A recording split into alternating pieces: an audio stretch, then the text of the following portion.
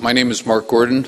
I'm a physician in the San Fernando Valley in Encino, and for the past 10 years I've been practicing a form of medicine called neuroendocrinology, which deals with hormones in the brain. My story is that when I was young, I had about 5 head traumas. None of them were service-related. They were silly kid kinds of stuff. Being hit by a car, I don't think was kid kind of stuff. Screwing around during swim team, and the 1971 earthquake, having a trauma from an explosion outside the house.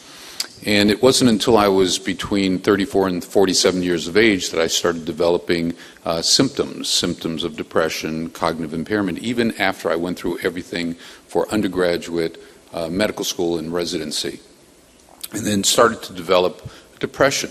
And with that depression, isolation, anger, weight gain, and I just wasn't a happy camper. And I went to a facility in the Las Vegas area, paid them a lot of money, and they did my hormone assessment and found that I was deficient in 3 hormones. At that time in 1997, the relationship or the association between head trauma, whether or not it's from being struck on the head by a blunt object or an explosion or falling and hitting your head or a car accident, there was no association at that moment or that time until about 2004. When I was reading an article for a project and found that there was an association between pugilists, boxers, in an article out of Turkey showing that boxers developed a specific hormone deficiency in the brain. And when I read that, I realized that there was, it was my epiphany article. It made me start looking at the literature on other hormones, growth hormone, testosterone, and so forth, and found that there were a lot of articles supporting the fact that with head trauma you lost these hormones. And I went back to my population of patients that I've been treating since 1995 and found that almost every single one of them had some history of a traumatic brain injury or a head trauma, whether or not they were car accidents or delivery at birth or slip and falls or people who were in the military. There was an association with hormonal deficiency. So in 2004 is when my practice life turned around to start looking more closely at this affiliation or association between head traumas of any kind and development of hormonal deficiency. The importance of that hormonal deficiency is what we're finding as the physicians that are here in this room today, who were in the room earlier today, are finding that there are subtle changes in chemistry in the brain that can lead to depression, that can make it easy for one to be cognitively, psychologically impaired and do things like suicide. We talked about some of the military reports where 22 servicemen are committing suicide a day. In 2012, when they stopped publishing a lot of this data, there were more people from the military who had committed suicide than were killed in battle. Additionally, because of the effect of trauma on the part of the brain that deals with making correct decisions, the right decisions, what we have right now is over 1 million veterans sitting in jail, incarcerated for having done infractions of the law, anger, assault, robberies, and so forth, which probably is a telltale sign of losing that control mechanism that we have in our brain, which comes from the front part of the brain, which is the most common cause for loss of making correct decisions. Anyway, so that is my personal story. And in 2009, having had a number of veterans coming into the office, I started a campaign which was in the news offering veterans who had traumatic brain injury, whether or not it was a absolute physical impairment or blast trauma, to come to the office and get a grant to allow them to go through a process of testing them. And we started seeing this pattern. People who had traumatic brain injury from blast trauma or had penetrating injuries, IEDs, all the different forms of blasts, had hormonal deficiency. And when we started treating them, we saw improvement in depression, anxiety, anger, rage, and all the symptoms that they're writing about associated with PTSD and with traumatic brain injury. So in 2012, Life Extension magazine learned of what I was doing, and their CEO, Bill Falone, sent some doctors to us to interview and review what we were doing, and they wrote an article that was the start of dissemination of this information. Let me backtrack. In 2007, I did an ESPN Outside the Line project with one of the top neurosurgeons in UCLA, and we were talking about head trauma and growth hormone deficiency. So we had boxers and we had football players that I was taking care of at that time who were on the program talking about their own experience with having had multiple concussions from playing football, or the boxer James Toney having been hit multiple times from Frazier and Foreman and so forth. And then the article in 2012 sort of like opened it up, and we started getting a lot more calls from both civilians and military to come in the project. Fortunately, I have a great relationship with our laboratory, who started to underwrite our expenses and provide funding for military. And in January of 2014, Joe Rogan from the Joe Rogan Experience, he was MMA, and also, what else is he on? He's a Fear Factor. He was the guy for Fear Factor. He's on Discovery and so forth and so on. Was with us, and he heard what I was doing, and he asked me to come onto the show. So it was a 2-hour and 59-minute show that was supposed to be 30 minutes, and we talked about, aliens and spaceships and immunization and Bigfoot and so forth, and fishing and hunting and what have you. And then at the end, we talked for about 35 minutes about traumatic brain. And I basically stated that, people who are interested with the military, they can call the office. We have a grant. And we started receiving a large number of veterans calling in who had had significant injuries while in theater of war. And we had one gentleman who was a embedded corpsman in the Navy SEALs. And he had significant damage from IED with multiple surgeries and shrapnel in his left part of the back of the head. His leg shot out from under him. And they had 6 pins in his jaw. So he was on 15 medications and lots of narcotics, Oxycontin, Fentanyl, which is a patch, and also morphine, 40 milligram tablets, 440 milligrams. It's enough to stop a charging rhino with a stick in its posterior. So he came in, and within 10 days, in January, he attempted suicide on all these medications when he was in Tacoma, Washington. Is it too warm for you? It's a little warm. What's that? I've got that app. I can just tell them, cool us up, please. Yeah, I think they forgot to turn it back on. They're just saving electricity. So let's see. Redcoat service. My session is timed out. Don't you love that? Thanks, Joe.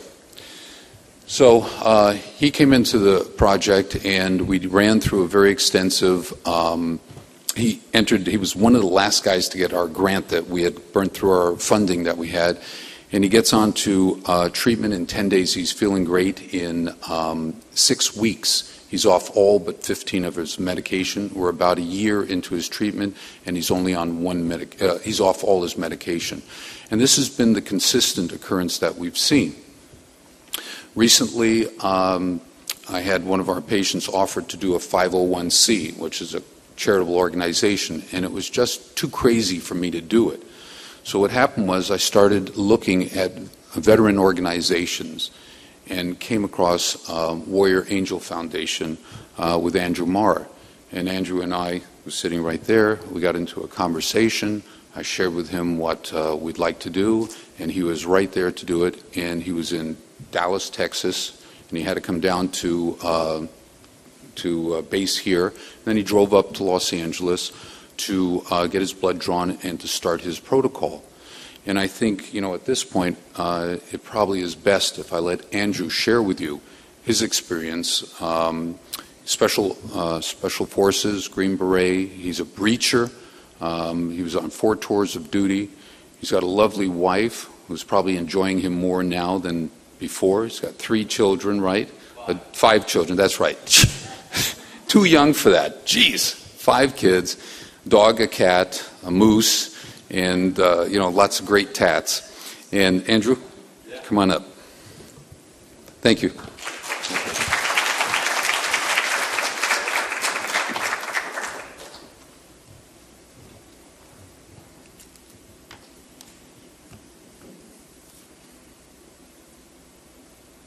Thank you guys for listening to me. Mark, thank you for that introduction. You're welcome. Do not conform to the patterns of this world, but be renewed by the transformation of your mind. In 2014, due to numerous head traumas, as a Special Forces operator, I was told I could no longer do that job anymore. That was my identity, my purpose, to lead men into battle, kill evil, free the oppressed. And just like that, you're not doing it. You can't do it anymore. We can't afford to let you do that. You're a risk to yourself and everyone else. I was about 6 months into a downward spiral in my life. My wife, who was 9 months pregnant at the time with our 5th child, asked me if I could curtail my drinking for the day in case she went into labor so I could drive her to the hospital. When I heard her ask me that, I was like, how did I get to where I'm at right now? Being a high achiever and never having any issues, to drinking so much every day that my wife's 9 months pregnant and asking me if I could just keep it down a little bit in case she couldn't drive herself if she was in labor.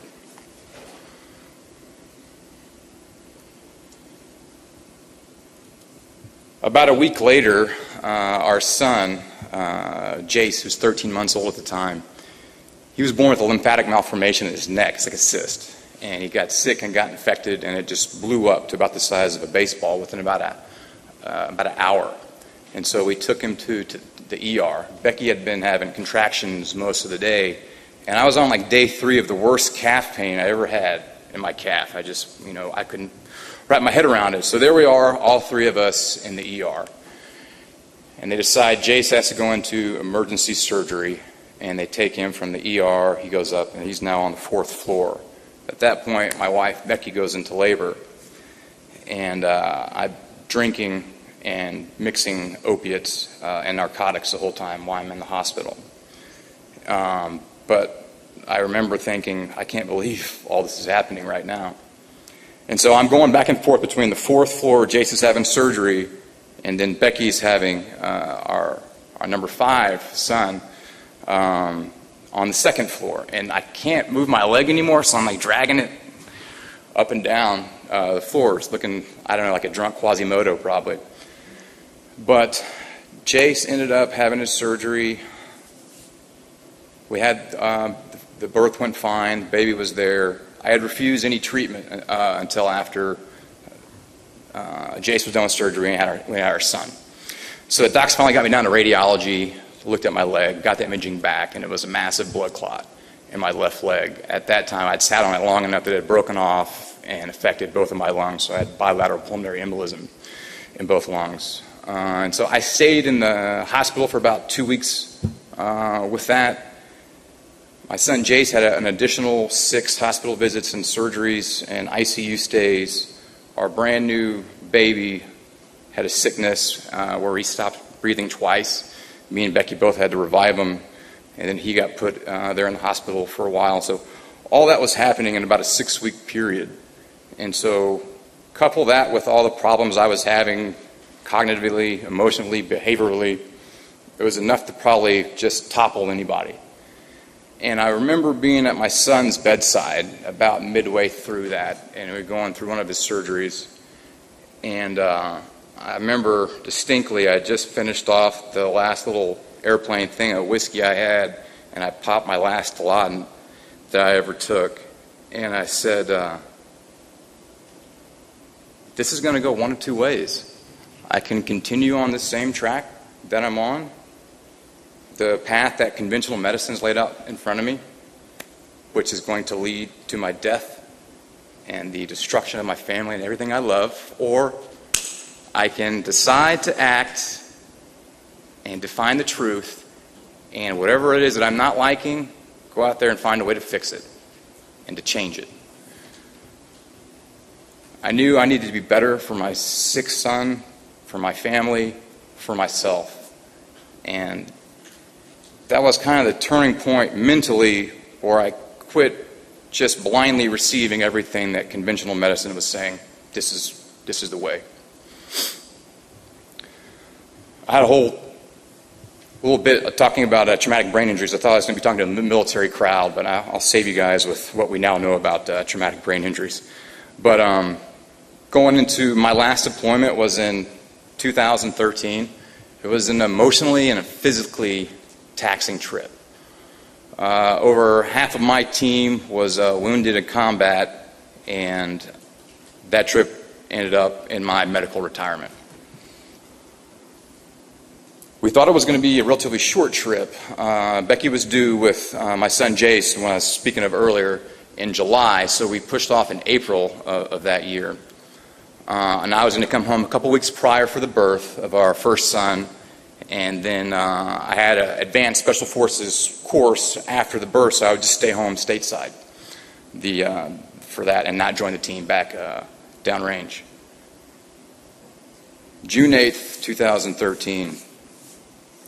I think I was leaving like 8 days from that date. So we were on operation, and I remember the explosion vividly, and every time I close my eyes, it's like I can still see it in high definition and also in slow motion. And a 42,000-pound vehicle just 20 feet in the air. And so as soon as it went off, and I wasn't in it, so I'm watching it, through prior experiences, I knew exactly what was going on. I knew exactly what was happening. I knew the amount of pressure and force, the amount of explosives it took to put something that heavy, that high in the air, and then down. I also knew the serious consequences of that and what that meant for the people that were inside it. We were able to get over there and salvage and do what we needed to do to get those that we could to higher treatments of care. We got back to base later on the next day after intense combat post that blast. And so anytime there's a casualty or killed, one of our service members dies overseas, we cut off all communication back home, and so the family can be notified. And so once we got the okay that, hey, everybody's been notified, I prepped myself for the call to back home to my wife. So I called Becky, and I remember saying, I don't know how to say this, babe, but, and I said, hey, this is what happened. And I'm not coming home. I'm not going to be there for the birth. I know we planned on it. Things have taken a turn here, and I can't afford to leave the guys in this situation. I wouldn't be the man that I want to be, that I think that I am, if I were to just turn my back on those in need and come home and leave them in danger. You guys are secure, you're cared for, you're safe. Out here, we're not. So we're going to continue to push through, pursue the enemy, and kill them. Now, Becky's just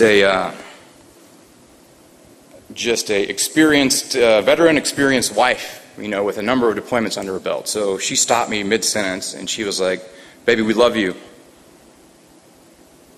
Do what you have to do. Bring everybody else back alive, and we'll be here for you when you get back. Don't worry about it. I started to videotape all of our combat on that trip, and I had never done that before. And I had come to terms with the probability of, meeting my death early. And I'm fine with that. But what really pained me was if my son was born and he never had any idea or anything tangible to hold on to from Dad.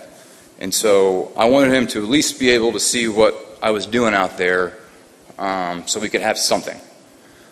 And something to look back on. So I think that's why I was videotaping everything that we were doing back then. There's a delay in symptoms. It was about 4 or 5 months till after I got back from that deployment in 2013 that I started having any problems. It all started with energy and libido issues, and then that was like open the door to Pandora's box. And so soon after that, just much like Mark said, and you guys all aware of, depression, anger, rage, irritability, migraine headaches, double vision, balance problems. And so going from the highest achieving end of the spectrum to somebody who has a difficult time just getting through the day without alcohol was where I was at.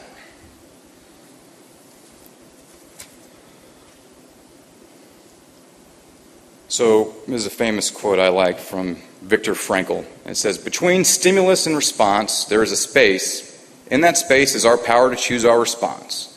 And in our response lies our growth and our freedom." So in the pursuit of truth and trying to find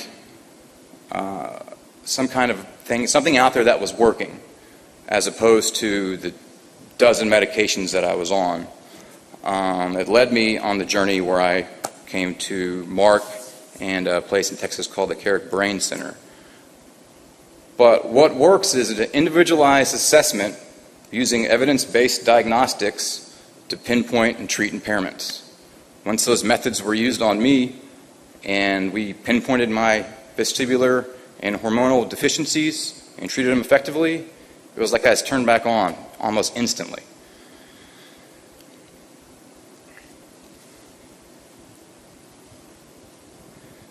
And so a lot of people, saying, okay, well, what are some things I can take away from your experiences, and what else would you like to say about, what went on?